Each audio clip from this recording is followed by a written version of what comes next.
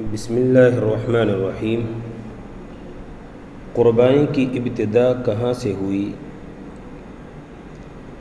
حضرت ابراہیم خلیل اللہ علیہ السلام نے خواب میں دیکھا تھا کہ میں اپنے بیٹے کو ذبح کر رہا ہوں۔ نبیوں کا خواب سچا ہوتا تھا، اللہ تعالیٰ کی جانب سے تھا، اور ایسی بات اللہ تعالیٰ کی جانب سے حکم دیے جانے کے مترادف مانی جاتی تھی۔ اس لیے انہوں نے اپنے بیٹے سے کہا کہ میں نے ایسا خواب دیکھا ہے، تمہاری کیا رائے ہے؟ بیٹے نے جواب دیا، یا ابت افعل ما تؤمر ستجدنی ان شاء اللہ من الصابرین۔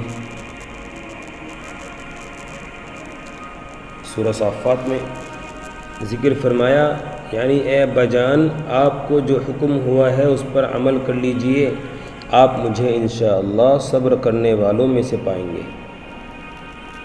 تو ابراہیم علیہ السلام نے اپنے بیٹے حضرت اسماعیل علیہ السلام کو مکہ مکرمہ سے لے کر چلے اور منی میں جا کر ذبح کرنے کی نیت سے ایک چھری ساتھ لے لی۔ منی مکہ معظمہ سے 3 میل دور پہاڑیوں کے درمیان میں ایک بڑا لمبا میدان ہے۔ جب منی میں داخل ہونے لگے تو ان کے بیٹے کو شیطان بہکانے کے لیے آ گیا۔ ابراہیم علیہ السلام کو پتہ چلا تو شیطان کو اللہ اکبر کہہ کر 7 کنکریاں ماریں، جس کی وجہ سے وہ زمین میں دھس گیا۔ دونوں باپ بیٹے آگے بڑھے تو زمین نے شیطان کو چھوڑ دیا۔ کچھ دور جا کر شیطان پھر بہکانے لگا تو حضرت ابراہیم علیہ السلام نے پھر اسے اللہ اکبر کہہ کر 7 کنکریاں ماری، پھر وہ زمین میں دھس گیا۔ یہ دونوں آگے بڑھے تو پھر زمین نے اس کو چھوڑ دیا، وہ پھر آ کر ورغلانے لگا۔ حضرت ابراہیم علیہ السلام نے پھر اسے اللہ اکبر کہہ کر 7 کنکریاں ماریں، پھر وہ زمین میں دھس گیا، اور اس کے بعد آگے بڑھ کر حضرت ابراہیم علیہ السلام نے اپنے بیٹے کو پیشانی کے بل لٹا دیا۔ ابھی ذبح کرنے بھی نہ پائے تھے کہ اللہ تعالیٰ کی جانب سے ندا آئی، یا ابراہیم قد صدقت الرؤیا، اے ابراہیم تم نے اپنا خواب سچا کر دکھایا۔ پھر اللہ پاک نے ایک مینڈا بھیجا جسے اپنے بیٹے کی جانب سے حضرت ابراہیم علیہ السلام نے ذبح کر دیا، جیسا کہ حق تعالی شانہ کا ارشاد ہے، وَفَدَيْنَاهُ بِذِبْحٍ عَظِيمٍ۔ ذبح تو مینڈا ہوا اور ثواب مل گیا بیٹے کی قربانی کا، کیونکہ باپ بیٹے اپنے دل و جان سے اس کام کو انجام دینے کو طے کر چکے تھے جس کا اللہ تعالیٰ کی جانب سے حکم ہوا تھا۔ باپ نے بیٹے کو پیشانی کے بل لٹا دیا، بیٹا ذبح ہونے کے لیے بخوشی لیٹ گیا، دونوں نے اپنی جانب سے کوئی کسر نہیں چھوڑی۔ اللہ جل شانہ نے یہاں نیت دیکھی تھی، اور اللہ کے یہاں پر نیت ہی دیکھی جاتی ہے، یعنی اپنی نیت میں یہ دونوں سچے تھے، جیسا کہ حق تعالی شانہ کا ارشاد ہے، فَلَمَّا أَسْلَمَا وَتَلَّهُ لِلْجَبِينِ۔ یہ واقعہ قربانی کی ابتدا ہے، اور حج کے موقع پر جو کنکریاں ماری جاتی ہیں ان کی ابتدا بھی اسی واقعے سے ہوئی ہے، اور ان میں 3 جگہوں میں کنکریاں مارتے ہیں۔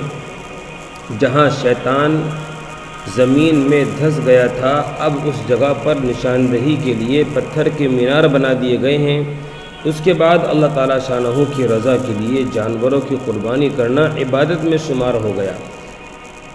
چنانچہ رحمت عالم صلی اللہ علیہ وسلم کی امت کے لیے بھی قربانی شروع کی گئی۔ ہر صاحب حیثیت پر قربانی واجب ہے، اور اگر کسی کی اتنی حیثیت نہ ہو اور قربانی کر دے تب بھی ثواب عظیم کا مستحق ہوگا۔ قربانی کی فضیلت اور اہمیت۔ حدیث مبارکہ سے حضرت عبداللہ بن عمر رضی اللہ تعالیٰ عنہما نے فرمایا، کہ رسول اللہ صلی اللہ علیہ وسلم نے مدینہ منورہ میں 10 سال قیام فرمایا اور ہر سال پابندی سے قربانی فرمایا کرتے تھے۔ اما عائشہ رضی اللہ تعالی عنہا سے روایت ہے کہ حضور اقدس صلی اللہ علیہ وسلم نے فرمایا کہ بقرعید کے دن قربانی کا خون بہانے سے بڑھ کر کوئی عمل اللہ کے نزدیک محبوب نہیں، اور بلا شبہ قربانی کرنے والا قیامت کے دن اپنی قربانی کے سینگوں اور بالوں اور کھروں کو لے کر آئے گا۔ یہ حقیر اشیاء بھی اپنے وزن اور تعداد کے اعتبار سے ثواب میں اضافہ در اضافہ ہونے کا سبب بنے گی۔ اور یہ بھی فرمایا کہ بلا شبہ قربانی کا خون زمین پر گرنے سے پہلے ہی اللہ تعالیٰ کے نزدیک قبولیت کا درجہ حاصل کر لیتا ہے۔ تو خوب خوش دلی کے ساتھ قربانی کرو۔ ایک حدیث میں اور اللہ کے نبی صلی اللہ علیہ وسلم کا ارشاد ہے کہ قربانی کے جانور کے ہر بال کے بدلے ایک نیکی ملتی ہے۔ صحابہ کرام نے عرض کیا، یا رسول اللہ، اگر اون والا جانور ہو، یعنی دمبا ہو یا بھیڑا ہو، جس کے جسم کے بال بہت ہوتے ہیں، اس کے بارے میں کیا حکم ہے؟ تو اللہ کے نبی نے فرمایا اس کے بارے میں بھی یہی حکم ہے، یعنی اس کے بال کے بدلے میں ایک نیکی ملے۔ قربانی کی جگہ قیمت خیرات کرنا۔ قربانی کا اصل مقصد خون بہانا ہے، یعنی جان آخری کے سپرد کرنا۔ تو اس لیے قربانی کے ایام میں اگر کوئی شخص جانور کی قیمت صدقہ کر دے یا اس کی جگہ غلہ، کپڑا، خیرات محتاجوں کو دے دے تو اس سے حکم کی تعمیل نہ ہوگی اور ترک قربانی کا گناہ ہوگا، اور ہر بال کے بدلے نیکی ملنے کی جو سعادت تھی اس سے بھی محرومی ہوگی۔ اسی طرح سے ایک حدیث میں ارشاد نبوی صلی اللہ علیہ وسلم ہے، جو شخص وسعت ہوتے ہوئے قربانی نہ کرے وہ ہماری عیدگاہ میں نہ آئے۔ اس حدیث سے بھی قربانی کی اہمیت زیادہ تاکید سے معلوم ہوتی ہے۔ حضور اقدس صلی اللہ علیہ وسلم کے پابندی سے قربانی کرنے اور اس لیے تاکید فرمانے کی وجہ سے حضرت امام ابو حنیفہ رحمۃ اللہ علیہ نے اہل وسعت پر قربانی کو واجب کہا ہے، اور فرمایا ہے کہ ہر صاحب نصاب پر قربانی واجب ہے۔ واجب کا درجہ فرض کے قریب ہے، بلکہ عمل میں فرض کے برابر ہے۔ اللہ تعالیٰ ہمیں خوب قربانی کرنے کی توفیق عطا فرمائے۔